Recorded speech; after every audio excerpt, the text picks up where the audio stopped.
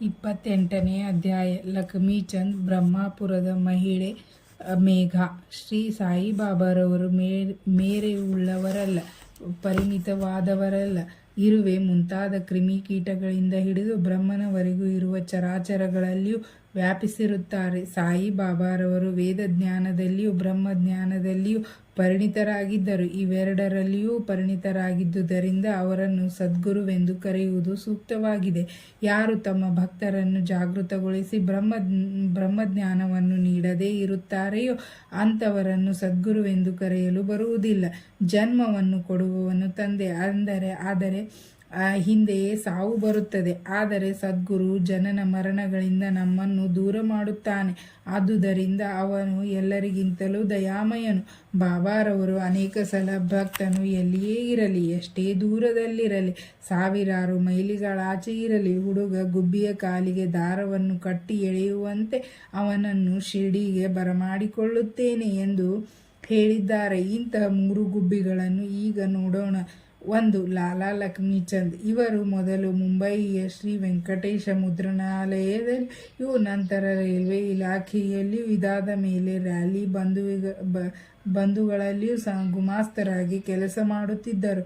1910ರಲ್ಲಿ ಇವರಿಗೆ ಬಾಬಾರವರ ಸಂಪರ್ಕ ಉಂಟಾಯಿತು.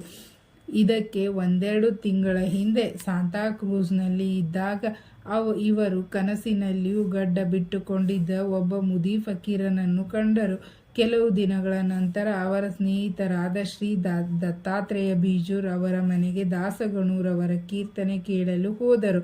ಅಲ್ಲಿ ಬಾಬಾರವರ ಫೋಟೋ ಕಂಡರು. ಅವರ ಕನಸಿನಲ್ಲಿ ಕಂಡ ಸಾಧುವು ಅದೇ ರೀತಿ ಇದ್ದುದನ್ನು ಕಂಡು ಆಶ್ಚರ್ಯಚಕಿತರಾದರು. ಕಾರಣ ಕನಸಿನಲ್ಲಿ ಕಾಣಿಸಿದವರು ಸಾಯಿಬಾಬಾರವರೇ ಎಂದು ನಿರ್ಧರಿಸಿಕೊಂಡರು. ಈ ದರ್ಶನ ಮತ್ತು ದಾಸಗಣೂರವರ ಕೀರ್ತನೆ ಅವರನ್ನು ಶಿರ್ಡಿಗೆ ಹೋಗುವಂತೆ ಪ್ರೇರೇಪಿಸಿದವು. ಯಾರು ಸದ್ಗುರುವನ್ನು ಹುಡುಕುತ್ತಾ ಆಧ್ಯಾತ್ಮಿಕ ವಿಚಾರದಲ್ಲಿ ಆಸಕ್ತಿಯನ್ನು ತೋರಿಸುತ್ತಾರೆಯೋ ಅಂಥವರಿಗೆ ದೇವರು ಸಹಾಯ ಮಾಡುತ್ತಾನೆ.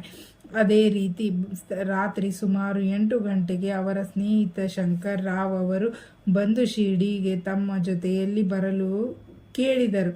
ಆಗ ಅವರಿಗೆ ಆದ ಸಂತೋಷಕ್ಕೆ ಪಾರವೇ ಇರಲಿಲ್ಲ. ಶಿರ್ಡಿಗೆ ಹೊರಡಲು ನಿರ್ಧರಿಸಿ ತಮ್ಮ ಸೋದರರಿಂದ 15 ರೂಪಾಯಿಗಳನ್ನು ಸಾಲ ತೆಗೆದುಕೊಂಡು ಹೊರಟರು. ರೈಲಿನಲ್ಲಿ ಅವರು ತಮ್ಮ ಶಂಕರ್ ರಾವ್ ಅವರು ದೇವರ ನಾಮವನ್ನು ಹಾಡುತ್ತಾ ಶಿರ್ಡಿಯ ಹತ್ತಿರವಿದ್ದ ತಮ್ಮ ಹಳ್ಳಿಗೆ ಹಿಂತಿರುಗುತ್ತಿದ್ದ 4 ಜನ ಮಹಮ್ಮದೀಯರಲ್ಲಿ ಬಾಬಾರವರ ಬಗ್ಗೆ ಕೇಳಿದರು.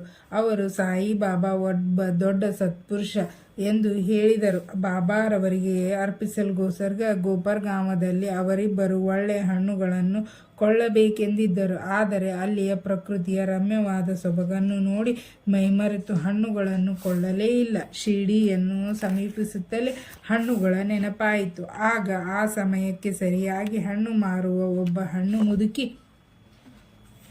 ಹಿಂದೆ ಓಡಿ ಬರುತ್ತಿದ್ದಳು. ಆಗ ಟಾಂಗಾ ನಿಲ್ಲಿಸಿ ಅವಳಿಂದ ಕೆಲವು ಹಣ್ಣು ಕೊಂಡರು. ನಂತರ ಆ ಮುದುಕಿ ಉಳಿದದ್ದೆಲ್ಲವನ್ನು ತೆಗೆದುಕೊಂಡು ನನ್ನ ಪರವಾಗಿ ಬಾಬಾರವರಿಗೆ ಅರ್ಪಿಸಿ ಎಂದು ಎಲ್ಲವನ್ನು ಕೊಟ್ಟಳು. ಅವರಿಗೆ ತಾವು ಹಣ್ಣುಗಳನ್ನು ಕೊಂಡುಕೊಳ್ಳಲು ನಿರ್ಧರಿಸಿದುದು ಮರೆತಿದ್ದು ಮತ್ತು ಆ ಸಮಯಕ್ಕೆ ಸರಿಯಾಗಿ ಹಣ್ಣು ದೊರಕಿದುದು ಇದೆಲ್ಲವೂ ಸ್ಮರಿಸಿ ಆಶ್ಚರ್ಯವಾಯಿತು. ಕನಸಿನಲ್ಲಿ ಕಂಡ ಸಾಧುವಿಗೂ ಈ ಮಹಿಳೆಗೂ ಸಂಬಂಧವಿರಬೇಕೆಂದು ಯೋಚಿಸಿದರು. ನಂತರ ಶಿರ್ಡಿಗೆ ಬಂದು ಮಸೀದಿಯ ಮೇಲೆ ಹಾರಾಡುತ್ತಿದ್ದ ಧ್ವಜವನ್ನು ನೋಡಿ ನಮಸ್ಕರಿಸಿದರು. ಪೂಜಾ ಸಾಮಗ್ರಿಗಳೊಡನೆ ಮಸೀದಿಯೊಳಗೆ ಪ್ರವೇಶಿಸಿ ಬಾಬಾರವರನ್ನು ಪೂಜಿಸಿದರು. ಆಗ ಅವರು ಮನಸ್ಸಿಗೆ ನೆಮ್ಮದಿಯಾಯಿತು. ಸುವಾಸನೆಯುಳ್ಳ ಪುಷ್ಪಕ್ಕೆ ಜೇನು ಅಂಟಿಕೊಂಡಂತೆ ಬಾಬಾರವರ ಪಾದಗಳಲ್ಲಿ ಅವರು ಐಕ್ಯರಾದರು. ಆಗ ಬಾಬಾರವರು ಟಕ್ಕನೆ ನನ್ನ ಭಜನೆ ಮಾಡುತ್ತಿ, ಆದರೆ ಬೇರೆಯವರೊಂದಿಗೆ ಏಕೆ ನನ್ನ ವಿಷಯ ಪ್ರಸ್ತಾಪ? ಪ್ರತಿಯೊಂದು ನಾವೇ ನಮ್ಮ ಕಣ್ಣುಗಳಿಂದ ನೋಡಬೇಕು. ಇತರರನ್ನು ಕೇಳುವ ಅಗತ್ಯವೇನು? ಮಾರವಾಡಿಯಿಂದ ಸಾಲ ತೆಗೆದುಕೊಂಡು ನನ್ನ ದರ್ಶನ ಪಡೆಯುವ ಅವಶ್ಯಕತೆ ಏನಿತ್ತು? ಈಗ ನಿನ್ನ ಆಶೆ ತೃಪ್ತಿಯಾಯಿತೆ ಎಂದು ಕೇಳಿದರು. ಅದನ್ನು ಕೇಳಿ ಲಕ್ಷ್ಮೀಚಂದರಿಗೆ ಬಾಬಾರವರ ಸರ್ವಜ್ಞತ್ವವು ವೇದ್ಯವಾಯಿತು. ತಮ್ಮ ಮನೆಯಿಂದ ಶಿರ್ಡಿಯವರೆಗೂ ನಡೆದ ವಿಷಯ ಬಾಬಾರವರಿಗೆ ಹೇಗೆ ಗೊತ್ತಾಯಿತು ಎಂಬುದನ್ನು ತಿಳಿಯಲು ಅವರು ಶಕ್ತರಾಗಲಿಲ್ಲ. ತಮ್ಮ ದರ್ಶನ ಪಡೆಯುವುದಕ್ಕೆ ಅಥವಾ ಯಾತ್ರೆ ಮಾಡುವುದಕ್ಕೆ ಯಾರು ಸಾಲ ಮಾಡಬಾರದೆಂಬುದೇ ಬಾಬಾರವರ ಇಚ್ಛೆಯಾಗಿತ್ತು. ಶಿರಾ ಲಕ್ಷ್ಮೀಚಂದರು ಮಧ್ಯಾಹ್ನ ಊಟಕ್ಕೆ ಕುಳಿತಾಗ ಭಕ್ತರೊಬ್ಬರಿಂದ ಶಿರಾಪ್ರಸಾದ ದೊರಕಿತು. ಇದನ್ನು ಸಂತೋಷದಿಂದ ಸ್ವೀಕರಿಸಿದರು. ಮರುದಿನವೂ ಅದು ಮತ್ತೆ ಸಿಗುವುದೇನೋ ಎಂದು ಕಾಯ್ದು ವಿಫಲರಾದರು. ಅದನ್ನು ತಿನ್ನಬೇಕೆಂಬ ಆಶೆ ಹೆಚ್ಚಾಯಿತು. ಮಾರನೆಯ ದಿನ ಮಧ್ಯಾಹ್ನ ಆರತಿ ಸಮಯ ಬಾಪು ಸಾಹೇಬರು ಸಾಯಿಬಾಬಾರವರಿಗೆ ಈ ದಿನ ನೈವೇದ್ಯಕ್ಕೆ ಏನು ತರಲಿ ಎಂದು ಕೇಳಲು ಬಾಬಾ ಶಿರಾ ತೆಗೆದುಕೊಂಡು ಬಾ ಎಂದರು. ಆಗ ಜೋಗರು ಪಾತ್ರೆ ತುಂಬ ಶಿರಾ ತಂದರು. ಲಕ್ಷ್ಮೀಚಂದರಿಗೆ ಬಹಳ ಹಸಿವಾಗಿದ್ದಿತ್ತು.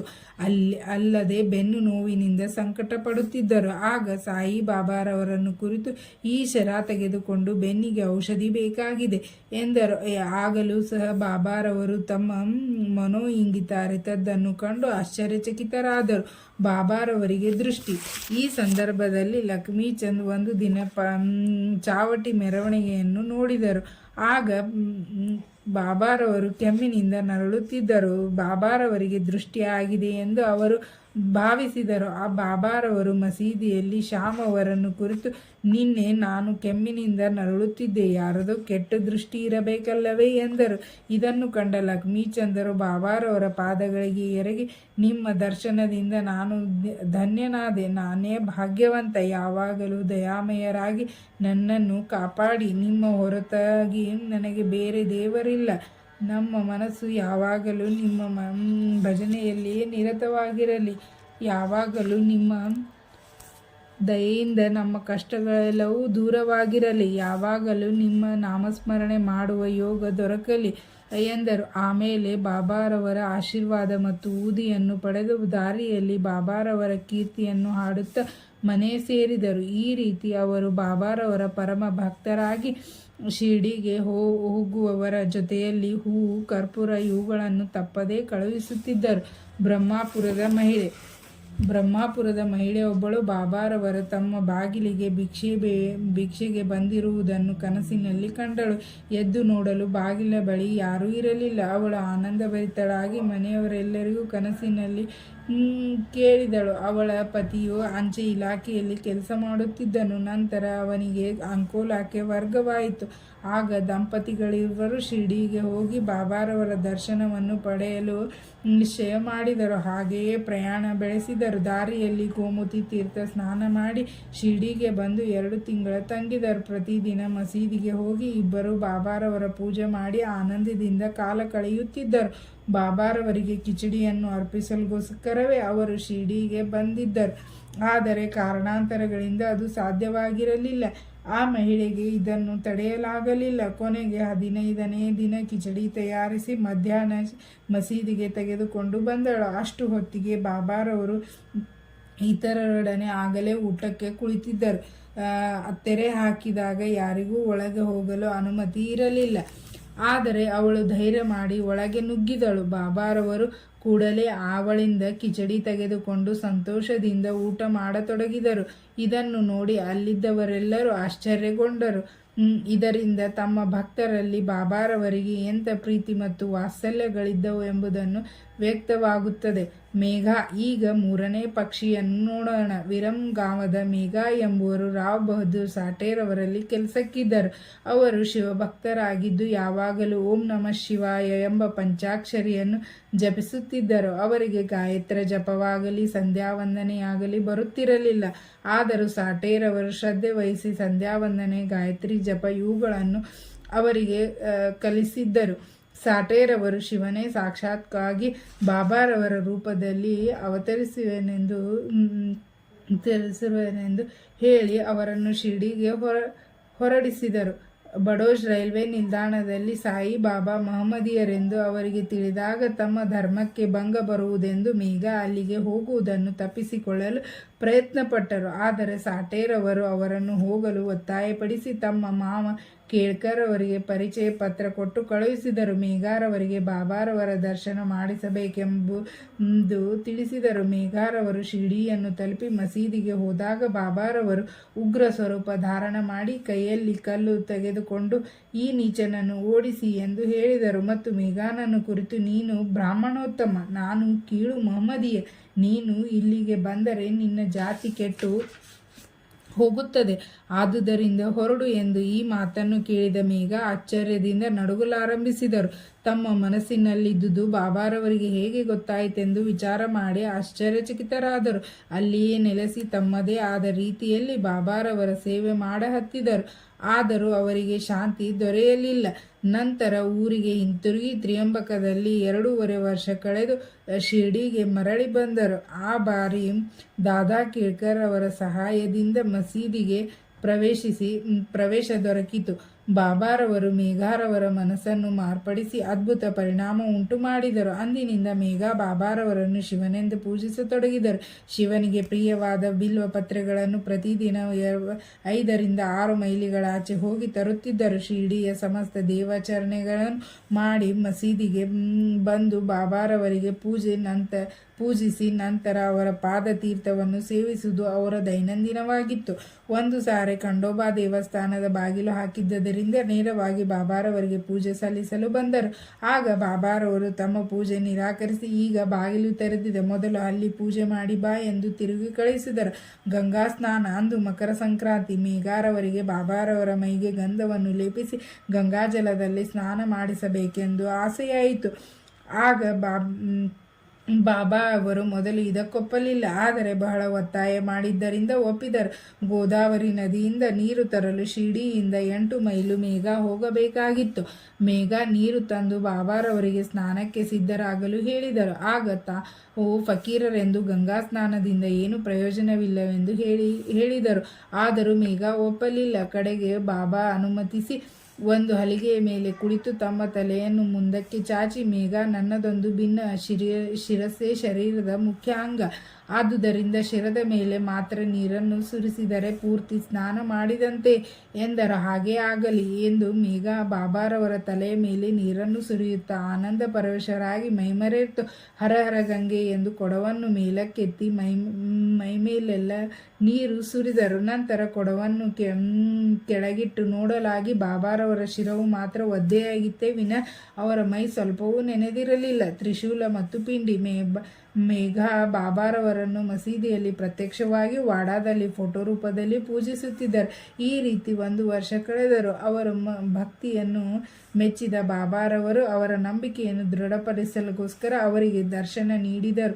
ಬೆಳಗು ಮುಂಜಾನೆ. ಇನ್ನು ಮೇಘ ಮಲಗಿರುವಾಗಲೇ ಬಾಬಾರವರ ದರ್ಶನವಾಯಿತು. ಬಾಬಾರವರು ಆ ಅಕ್ಷತೆಯನ್ನೆರಚಿ, ಮೇಘ ತ್ರಿಶೂಲವನ್ನು ಬರೆ ಎಂದು ಹೇಳಿ ಮಾಯವಾದರು. ಮೇಘ ಎಚ್ಚೆತ್ತು ನೋಡಲಾಗಿ ಬಾಬಾ ಕಾಣಲೇ ಇಲ್ಲ. ಆದರೆ ಅಕ್ಷತೆ ಬಿದ್ದಿರುವುದನ್ನು ನೋಡಿದರು. ನಂತರ ಮಸೀದಿಗೆ ಹೋಗಿ ಬಾಬಾರವರಿಗೆ ಈ ವಿಷಯ ತಿಳಿಸಿ ತ್ರಿಶೂಲವನ್ನು ಬರೆಯಲು ಅನುಮತಿ ಬೇಡಿದರು. ಆಗ ಬಾಬಾರವರು, ನೀನು ಅನುಭವಿಸಿದುದು ನನ್ನ ಕನಸಲ್ಲ, ನನ್ನ ನಿಜವಾದ ಆಜ್ಞೆ. ನನ್ನ ವಚನಗಳು ಯಾವಾಗಲೂ ಅರ್ಥಗರ್ಭಿತವಾಗಿರುತ್ತವೆ, ಪೊಳ್ಳಾಗಿರುವುದಿಲ್ಲ ಎಂದರು. ಅದಕ್ಕೆ ಮೇಘ, ನೀವು ನನ್ನನ್ನು ಎಚ್ಚರಿಸಲು ಬಂದಿದ್ದೀರಿ ಎಂದು ನಾನು ಭಾವಿಸಿದೆ ಎಂದರು.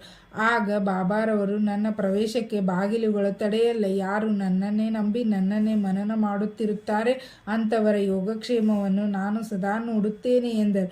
ಮೇಘ ವಾಡಕ್ಕೆ ಹೋಗಿ ಬಾಬಾರವರ ಫೋಟೋದ ಮುಂದೆ ತ್ರಿಶೂಲವನ್ನು ಬರೆದರು. ಮರುದಿನ ಪುಣೆಯ ರಾಮದಾಸಿ ಎಂಬ ಭಕ್ತನು ಬಂದು ಬಾಬಾರವರಿಗೆ ವಂದಿಸಿ ಶಿವನ ಪ್ರತಿಮೆಯನ್ನು ಅವರಿಗೆ ಕೊಟ್ಟು ಅದೇ ಸಮಯಕ್ಕೆ ಸರಿಯಾಗಿ ಮೇಘ ಮಸೀದಿಗೆ ಬಂದರು. ಆಗ ಬಾಬಾ ಮೇಘಾರವರಿಗೆ, ನೋಡು, ಶಂಕರನು ಬಂದಿದ್ದಾನೆ, ಅವನನ್ನು ಕಾಪಾಡು ಎಂದರು.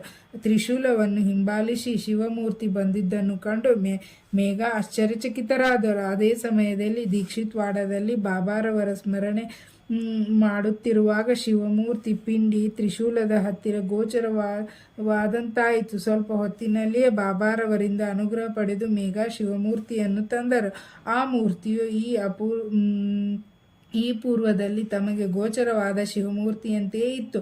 ಆದುದರಿಂದ ಅವರು ಸಂತೋಷಭರಿತರಾದರು. ಇದಾದ ಸ್ವಲ್ಪ ದಿನಗಳ ನಂತರ ಬಾಬಾರವರು ಮೇಘ ಪೂಜಿಸುತ್ತಿದ್ದ ಫೋಟೋದ ಮುಂದೆ ಶಿವಮೂರ್ತಿಯನ್ನು ಪ್ರತಿಷ್ಠಾಪಿಸಿದರು. ಮೇಘಾರವರಿಗೆ ಶಿವಪೂಜೆ ಪ್ರಿಯವಾಗಿದ್ದಿತ್ತು. ತ್ರಿಶೂಲವನ್ನು ಬರೆಸುವುದರಿಂದಲೂ ಶಿವಮೂರ್ತಿಯು ಪ್ರತಿಷ್ಠಾಪನೆಯಿಂದಲೂ ಬಾಬಾ ಮೇಘಾರವರ ಭಕ್ತಿಯನ್ನು ವೃದ್ಧಿಪಡಿಸಿದರು.